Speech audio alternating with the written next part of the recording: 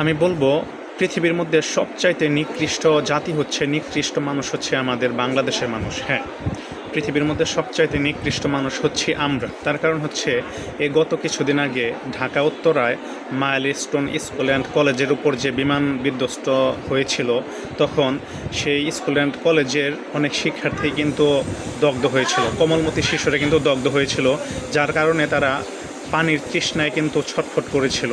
তখন আশেপাশের দোকানগুলোতে মুহূর্তের ভেতরেই কিন্তু এই 40 টাকা দামের পানি তারা মুহূর্তের ভেতরে 600 টাকা করে দিয়েছিল। শুধু তাই না, আমরা যাদেরকে অসহায় গরিব বলি, রিক্সা চালক, এই রিক্সা চালকেরাও 100 টাকার ভাড়া কিন্তু তখন তারা 1000 টাকা চেয়ে বসেছিল। আমি বলবো যে সত্যি আমরা বাংলাদেশের মানুষ খুবই লজ্জিত, এবং কি আমাদের লজ্জাশরম বলতে কিচ্ছু নাই। আমরা সিন্ডিকেটে সবসময় বিশ্বাসী। যখন বিপদ দেখি তখন আপনি আমরা সব কিছুর দাম মুহূর্তে বাড়াই দিই। এটা কিন্তু ঠিক না।